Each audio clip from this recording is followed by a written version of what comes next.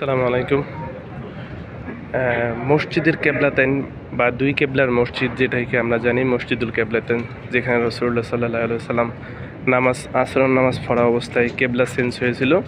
তো এটাই হচ্ছে সেই মসজিদ, মসজিদুল কেবলাতাইন বা দুই কেবলার মসজিদ। তো এখানে আজকে এসে নামাজ পড়ার সুযোগ হয়েছে। দেখেন, খুবই চমৎকার একটি মসজিদ। এই মসজিদেই রাসূলুল্লাহ সাল্লাল্লাহু আলাইহি ওয়াসাল্লাম মনে মনে নিয়ত করেছিলেন যে উত্তর থেকে যদি পশ্চিম দিকে কেবলা হয় তাহলে ভালো হতো, মানে মক্কা শরীফের দিকে। তো আল্লাহ তাআলা আসরের নামাজের মাঝামাঝি অবস্থায় 2 রাকাত শেষে আল্লাহ রসুলের দোয়া কবুল করেছিলেন এবং পশ্চিম দিকে কেবলা হয়েছিল।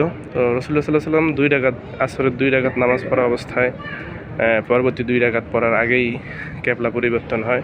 পরবর্তীতে রাসূলুল্লাহ সাল্লাল্লাহু আলাইহি ওয়াসাল্লাম ওই দিকে কেবলা করে নামাজ আদায় করেন। এটাই সেই মসজিদুল মানে দুই কেবলার মসজিদ, যেটাকে আমরা সহজে বুঝি আর কি। এই সেই মসজিদ খুবই চমৎকার এবং খুবই সুন্দর একটি মসজিদ, মাশাআল্লাহ।